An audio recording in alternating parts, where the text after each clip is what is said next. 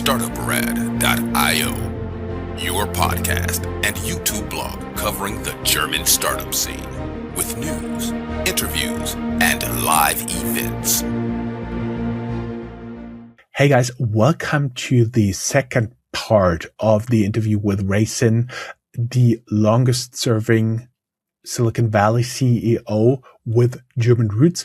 We originally intended this to be a one-piece episode, but after we have been recording for 50 minutes of very awesome interview, we decided to pack the second half into its own piece. So let's get right into it. And Ray, welcome back. Thank you. So you've been, as we already said, you became legally blind around the time of Micrel's IPO, but choose not to step aside. How did losing most of your eyesight change the way you led in terms of how you listened and how you delegated and how you trusted your team? Well, as we talked about in the previous episode, bad things happen to us. There's the ups and downs of life. It's like flipping a coin. Half the time we're going to be good, half the time it's going to be bad. And so a bad thing happened to me. I was in London. I was on half of my roadshow to go public, and I lost my eyesight. It was a blood clot in my eye, like a stroke in your head. If people know what strokes are, I had a stroke in both eyes. And as a result, it damaged the retina, and I became legally blind. I can still see okay. It's just that I don't see definition. In other words, I can't drive because I can't pass the eye test. And so it's difficult to read. I have to use a magnifier to read, print. And so, when that happened to me, it was very sudden. It's like a stroke, it happens very quickly and the damage is done very, very quickly. And so my board said, how are you going to run the company if you can't see? And I said, that's a good point. And I had to think about it. And because of my determination and my undaunting desire to succeed, a few days later, I went back to the board and said, I think I can continue. I'll have to do things different. And so whenever you have a change, it's called pivoting. I don't know if there's a word for that in Deutsch. What is it? What's pivoting in Deutsch? In startup circles, they also use the word pivot. Okay, so I had to pivot, if you know what I mean. I had to depend on a different set of senses to help me run the company. But as it turned out, now this is kind of strange. It actually improved. My pivoting caused an improvement because I had to listen more. One of the problems that chief executives have is listening, because they think they're so smart. They're the brains. They're the top person, and so they stop listening and they do more talking and telling than they do listening. So I had to become a better listener and help my memory. My memory improved 10 times over it was when I was fully sighted. So with better memory and my listening skills improving, really allowed me to pivot to become a better CEO, a much better CEO. I became more dependent on other people, and so that's good, right? That's the way you grow is because the more you're dependent on other people, the more you love and respect them, because of the fact that they're helping. And my employees, if you have an older elderly person crossing the street, you want to go and help them. You want to help them across the street. And that was the same thing when I became blind. People wanted to help me because they saw that I was willing to work with my handicap. And so they said, oh, let's go help the boss. Let's go help Ray, and that helping made the company stronger, because now all the employees started helping each other. And so it was that going blind and depending on other people that actually caused everybody to want to help each other and jump in and make things work. So that's why it became, actually, I became a better CEO after losing my eyesight. Now, I'm not telling everybody to go out there and lose their eyesight to become a better person, but find out ways that you can take this experience that I've had and find some way to handicap yourself as you would to get others to want to help you. Maybe you shut your mouth more. Maybe you listen more. Maybe you're more observant. Maybe you just walk around and talk to people and try to understand their problems and issues. And so, I'm not suggesting everybody go out and put their eyes out, but certainly it's like that. You can say, okay, how can I handicap myself so that I can become a better person? If that makes sense. That would actually be a good topic for your next book. Yeah. Well, recently, the U.S. won both the women and the men's hockey. They got the gold medal, and they weren't expected to. They were considered to be underdogs in that. They hadn't won since 1980, and yet because they were considered to be underdogs, they worked harder. They worked together, more of a team effort. And so I think that concept works in our discussion today. Is that don't be so proud of yourself. Don't be so get uppity as you would in your relationship with other people. Try to put yourself on their level, and you'll be surprised how much they will work together. There's no I in team. TEAM is the way you spell it, not TIEAM. So you want to be more caring, because the prouder you get, the more you win, and the more you become so proud of yourself is when you fall. The higher you go, the further you fall. And so, don't get so uppity in the way you run your company. Consider yourself just one of them. And don't let your ego destroy your ability to work with people. And so when I lost my vision, I gained more empathy. I gained more loving consideration for people. Again, I'm not professing that everybody go poke their eye out or whatever, but it's just that, if you can somehow or another come down a level, come down, not pump yourself up to be set this holier than thou person, you're going to have a much more successful company. Mm-hmm, mm-hmm. You guys at Micrel had a famously unusual no swearing policy and a culture described as almost spiritual. Work as an extension of home.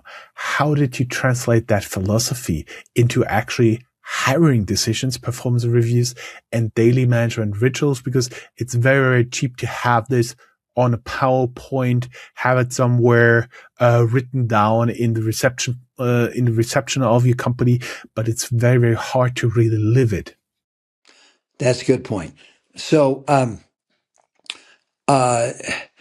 in your home, if you think of your family, if you make yourself higher than your spouse, your wife or your husband, you're not going to get along, or your children. If you are the demanding, if you are the one that's always at the forefront, your family are going to lose their relationship with you, especially if you're not a person who is spiritual in nature as you would, then you tend to focus more on yourself and what you think you can accomplish, and not depending as more on your children and your spouse.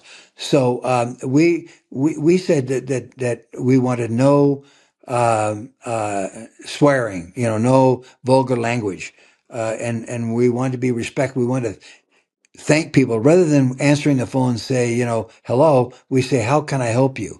And so it was that how can I help you attitude that permeated the company, that people took that to heart. They wanted to be more helpful. They wanted to be more caring and empathetic with other people, because there was no swearing. There was no condescending language. We didn't allow yelling and screaming. Our meetings were calm. We invited people to make comments. We thanked them for their comments. It's having that attitude of gratitude, as they say. I don't know how you say that in German, but attitude of gratitude, meaning your attitude was more grateful, and you express that to your people. I try to come up with some way to thank somebody, even if they weren't doing a wonderful job. I still try to find a way to thank them. I try to see something in them that I could thank them for. Like, I appreciate the way you're dressed today. I appreciate the way you keep your office clean, or I appreciate the way that you treat other people. I try to find something to thank them, even if they're not doing a great job.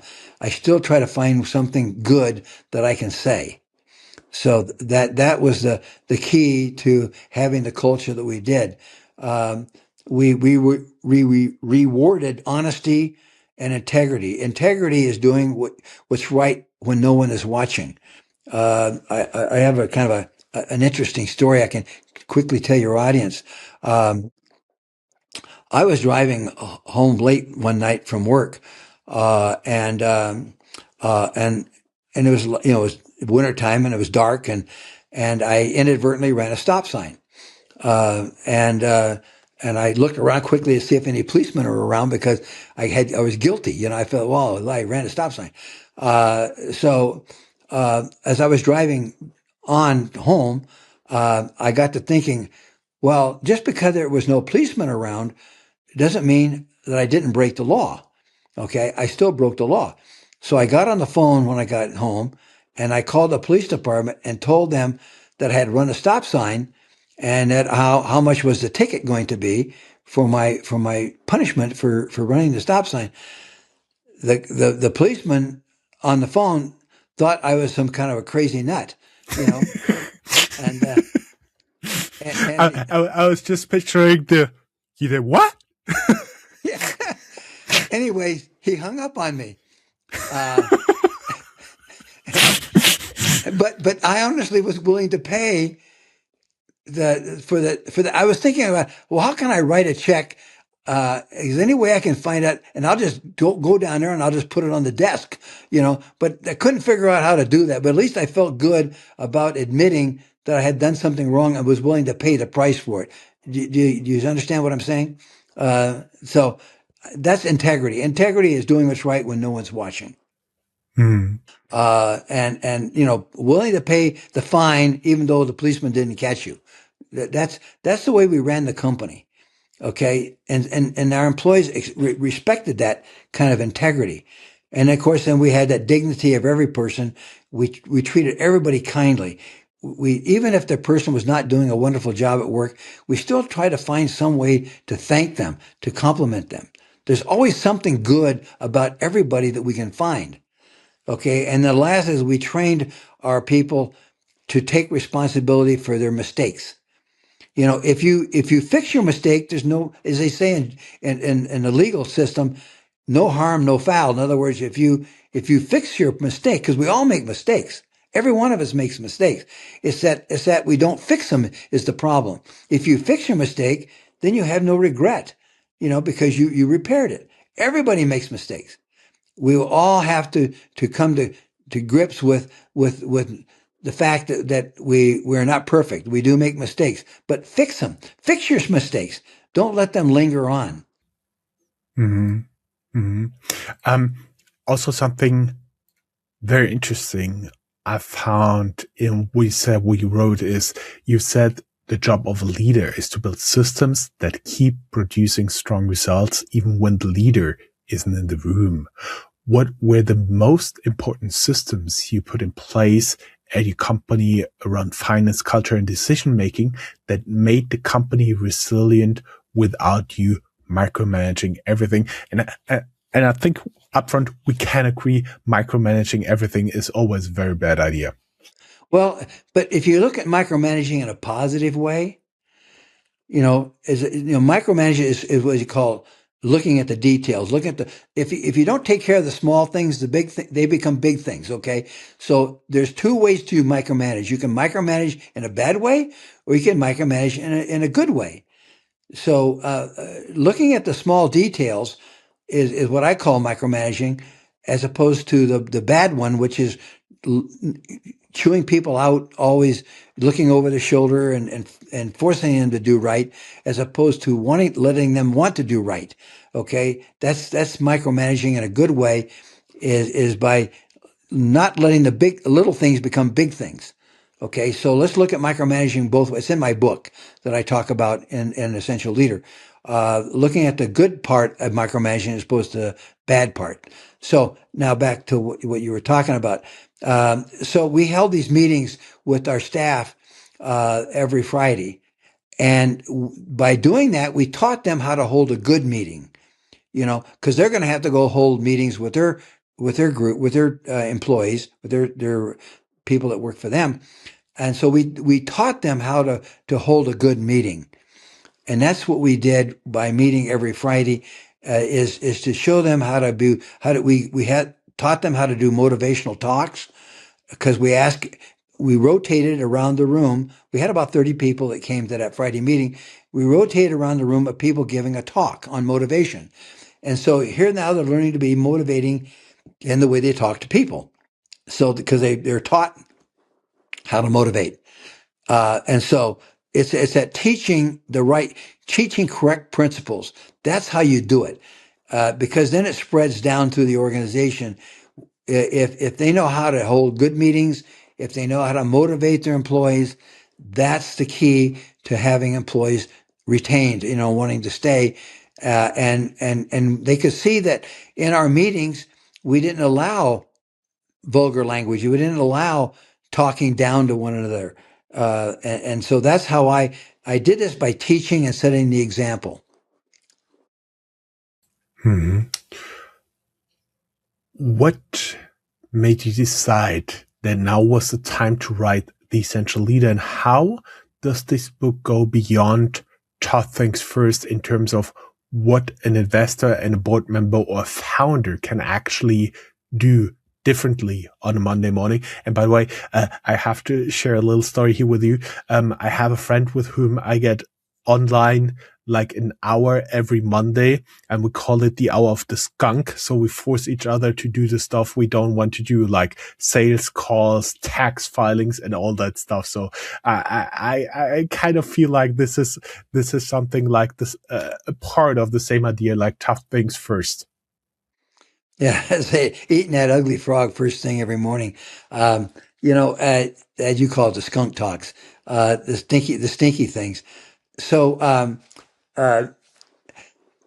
the important thing is, if you look at tough things first, I wrote this book, and then I asked my staff, how should we title it?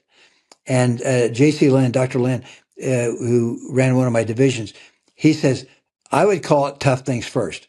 And so they all said, yeah, that's the right title, because most of the book talks about doing the things we don't like doing and doing them well. Discipline, that's what discipline is. Discipline is doing what you don't like doing, and you do it well. I learned to love the things I hate. And I know that sounds crazy, but I try to, if something I don't want to do or don't like to do, I keep doing it until I like doing it. So Emerson, in his poem, says, that which we persist in doing becomes easier. Not that the nature of the task changes, but our ability to perform it becomes better. So if you learn to do something you don't like doing and doing it well, then that's discipline. That's doing the tough things first. There's no good athlete that doesn't do tough things. Practicing and scrimmaging and working out, that you do as an athlete. Those are the tough things, because playing the game is only a very small fraction of becoming a good athlete. The most of becoming a good athlete comes around doing the things they don't like doing the tough things, exercising and working out and eating right and doing all the things you don't like to do. And if you learn to love it, you'll become a good athlete. And so good athletes have learned to love the things they hate to do. Whether you're a student in school, whether you're a parent, whether you're a CEO or an employee of a company, learning to love the things you hate to do makes you a better person.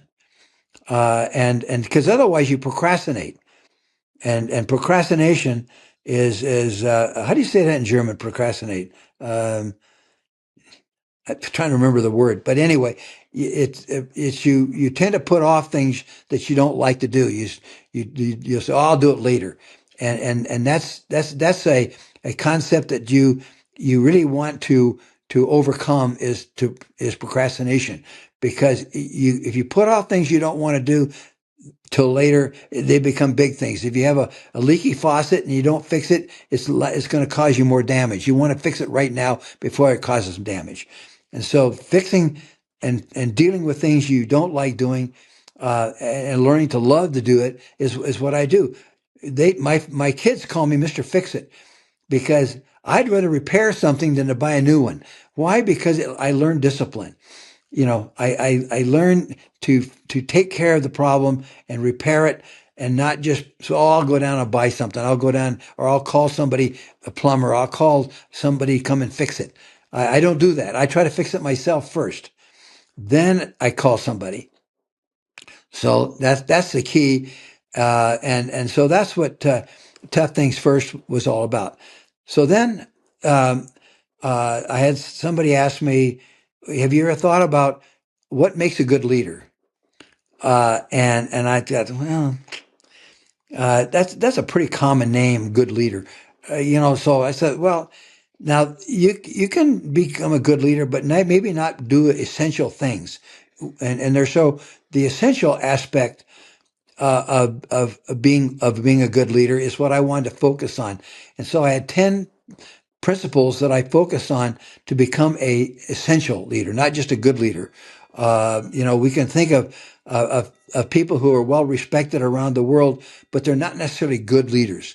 They maybe they're feared, maybe they're financially well off. They've done well financially, but that doesn't mean they're a good leader just because they're financially good, or they're feared as a leader.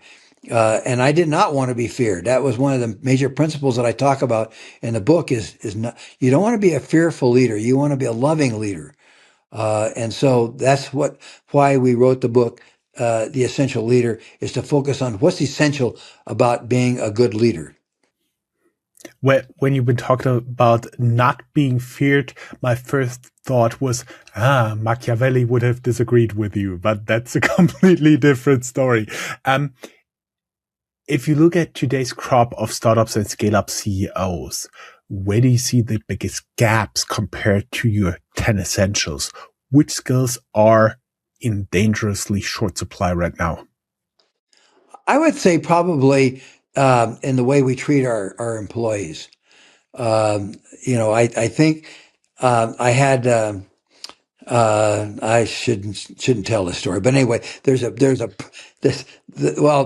person that I respected. He was a leader in a very prominent company, and I asked him, why he decided to leave, and he said, well, because they don't respect their people.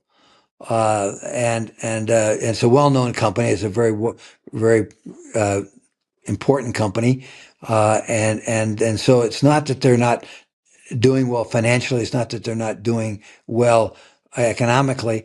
It's just that it's not a good place to work, because they didn't treat their people correctly. We know a lot of companies that are doing well financially and economically, but they're not. They have high turnover, and their people are not. They don't treat their people as important as they should. So I think the biggest gap is demanding 80 hours a week from your people. When I hired a person, I said, I'm not here to make you rich. That's your job. Your job is to make yourself rich. But what I will do is I'll help you become a better person. I'll help you become a better father, a better mother, a better husband. I said, I will promise you that within 3 years, you will come back and tell me you have become a better person. and that's not the focus of these companies. They're not. Their importance is laid on economics. They're not focused on helping people become better people. And that's what I write when I write my books, Tough Things First, or my Zinn of Zinn, or Essential Leader. I'm trying to help people. With my program called Zen Starter that I have at these universities, I'm trying to help them. I'm not trying to make any money. I'm not trying to become rich. That's not my goal. My goal is how can I help people? And I don't see that is the proper focus of these companies. Is they're really not trying to help their employees. If you understand what I'm saying by helping is making them, letting them become better. I did not require my employees to work more than 40 hours a week. I didn't do that. I told them, I'm not going to make you work 40 hours a week. If you want to work a little overtime, that's up to you. But I'm not requiring you to work more than 40 hours a week. And if you have to work more than 40 hours a week, then we have a problem. If I see an employee that's working long hours, I try to find out why, because something's wrong. If somebody has to work more than 40 hours, something is wrong. As you know, they're talking about going to a 4-day work week. And there's some pros and cons to a 4-day work week. Because, the 4 days you are working, and if you're working 10 hours as your normal shift, you're going to be working 15 to 16 hours, per day, compared to spreading that out over 5 days. Do you see what I'm saying? That if you narrow it down to 4 days, which is more than half the week, you're going to be putting in a lot of hours that you're going to be not working with your family or helping your family. So I think family is number one, and company is number 2 or 3. So I tell them, I want you to focus on your family. I want your family to be the most important. I know you feel that way because you spent some time with your son recently on helping him, and that's what we do.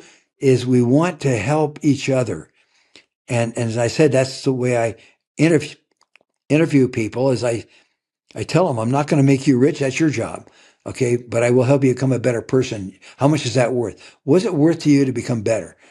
And that's why we had a good retention of our employees. Mm-hmm. I see.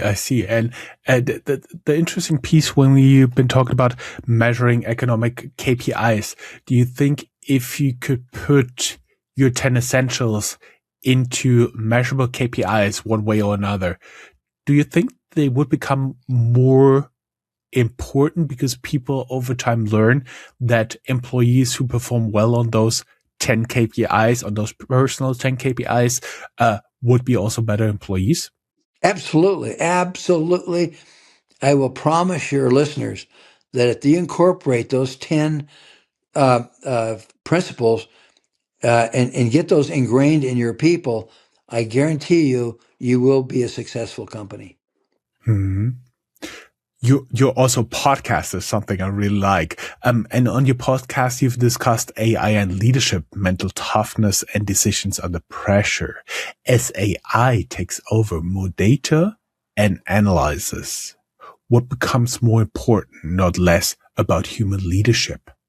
Again, if you focus on the individual, make sure that you're incorporating AI is not inhibiting your ability to help that person become better. That's the key. Part of housekeeping is cleaning the floors, and being able to keep your home clean.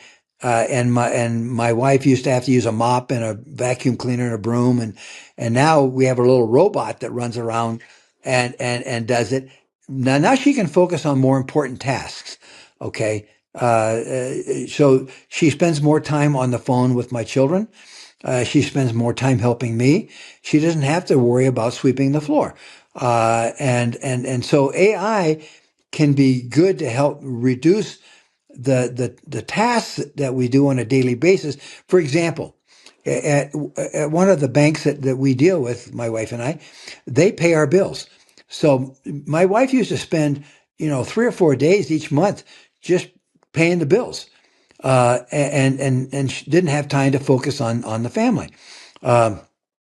So now this bank pays all my bills, and so she's now freed up another 3 or 4 days to help the family, to help mentor our children, our grandchildren, our great grandchildren, and so that's the key: is let AI help us reduce the amount of physical tasks or the time away from family. If we can get AI to take away those mundane duties that allow us to spend more time helping each other, then that's the good part about AI. Mm-hmm.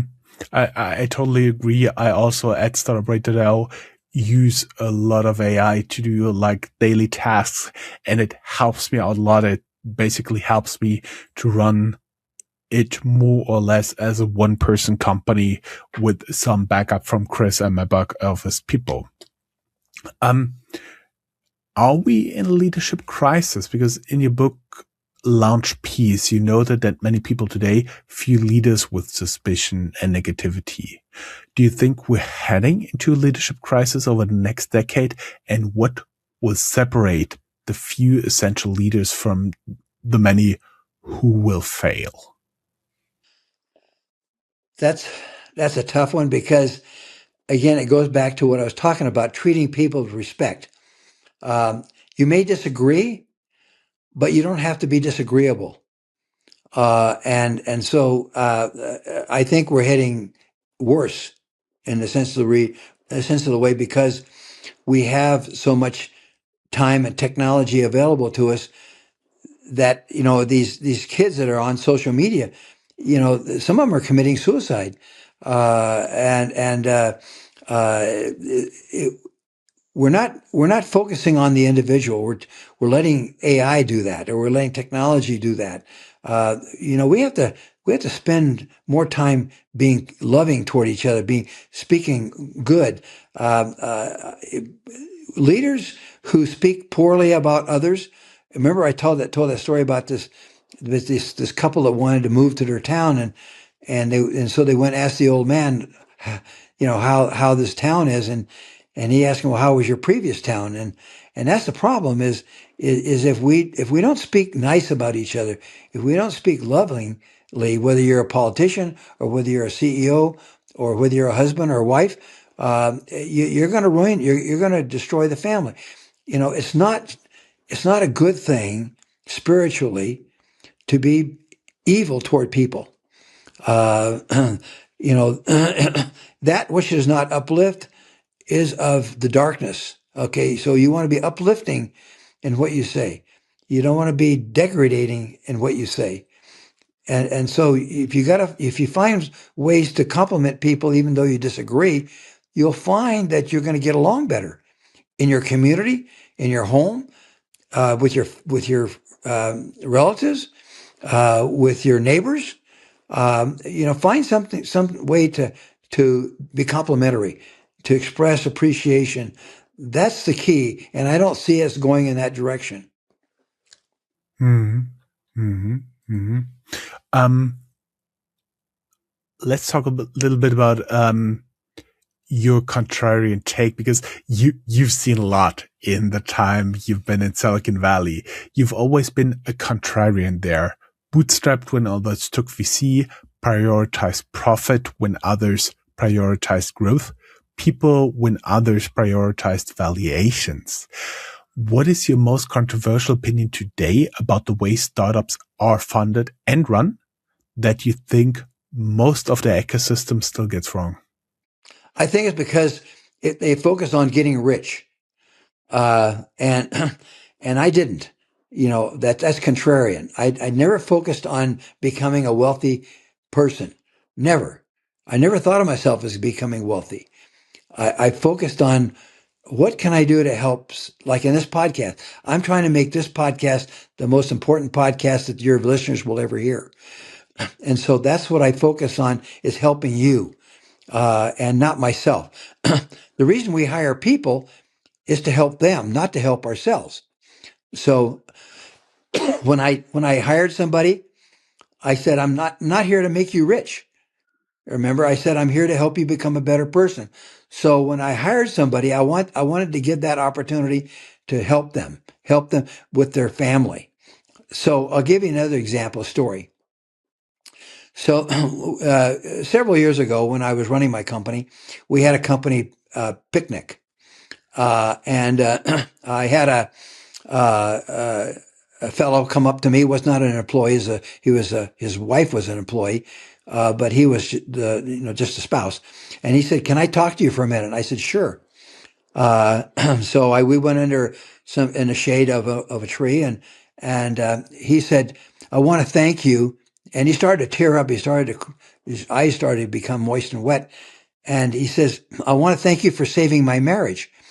And I said, "Well, how did I save your marriage?" And he says, "Well, when my wife and I began to work for your company, we were filing for divorce. We were looking at potentially a splitting of our family. And after about 3 months of working in your company, she said, let's just forget the divorce. Let's go for counseling, and let's see if we can turn our marriage around." So he began to really, tearing up. And he says, "I can't believe that coming to work for your company saved our marriage." See, so that's important to me. That was more important than anything else, was to know that this woman who came to, and I didn't even know her. I mean, we had thousands of people. I said, I didn't know who she was. But he said that because she came to work for our company, that saved his marriage, their marriage. See, so that's what's important to me, is to see other people succeed. And I don't see that when you do a startup. I don't see that your focus is on helping people that come to work with you, helping them become better people. That's the key. The key is not making a lot of money. Forget that. It's how do you help other people? You'll find that helping other people, what comes around goes around. It's gonna come back and help you. Mm-hmm. Mm-hmm. I totally understand. For our audience, if Ray's contrarian view on VC and hypergrowth triggered you in a good or bad way, tell us why. Drop us a message or tag us on X or LinkedIn with your take, and we'll continue to debate there. 2 more questions. Ray, you are doing awesome. We may tell our audience that you're 88 years old and you're still holding up here. Thank you very much. Greatly appreciate it. Let's close with the final 2 questions. Advice to founders who feel they're at the edge. A lot of founders listening are tired. Believe me, I've been there as well. Many disillusioned, but not ready to quit yet. If one of them called you today and said, "Ray, I don't know if I'm cut out for the CEO job," what best question would you ask them, and what guidance would you give them? I would ask them why they don't feel good as a CEO. What is the factor? What is the major issue that is causing them to be unhappy? People don't quit when they're happy. They quit when they're unhappy. So what is causing you to be unhappy? Now, if it's focusing on yourself, that's selfish. Okay. And so if you're unhappy because you're selfish, then I can't help you. If you focus on your needs and you focus on your problems, you're not going to be a happy person. Happy people are those who are focused on others. Look at the people that are the happiest. And is your audience or your listeners, as they think about people who are happy. Those who are happy are not wealthy. They're not the ones making all the money. They're the ones that are helping other people. They're helping the old lady across the street. They're helping deliver canned goods or groceries to people who are needy. They're looking out at other people. They're not looking at themselves. And so generally when I find people who are unhappy, it's because they're focused too highly on what their needs are. If you look at a divorce, which is prevalent in the world, it's because each spouse is focusing on them, what their needs are, as opposed to what the other person needs are. In my marriage, I've been married 65 years, and in my marriage, I put 100% of my effort into my wife, and she puts 100% of her effort in on me. And together we make a good team. because she's not worried about what she wants. She's more worried about what I want. And me the same way. I'm worried about what she wants and not worried about what I want. So I would say if you're unhappy, it's probably because you're thinking too much about yourself. Mm-hmm. Mm-hmm. As a closing questions, I think it's a thought experiment. When we look back in 20 years, what do you hope people will say changed because of the essential leader in how investors choose CEOs and how founders choose to lead? When we start looking outward rather than inward. And so when you start seeing these leaders talk more about how good of people they have, how good their employees are, as opposed to how good their product is, that's when I know things are improving or going in the right direction. So focusing outward rather than inward. We've talked about that for the last couple hours. Is where is our focus, outward or inward? If you're focused inward, you're a miserable person. If you're focusing outward, you're going to be very happy. I think, Ray, that are closing words. Vielen herzlichen Dank. Thank you very much. With such a pleasure having you here, especially not only the longest serving CEO, also somebody from semiconductors with German roots and who has seen such a lot in Silicon Valley. Thank you very much. It was such a pleasure. Vielen Dank für alles. Gern geschehen. Have a good day. Bye-bye. Bye-bye.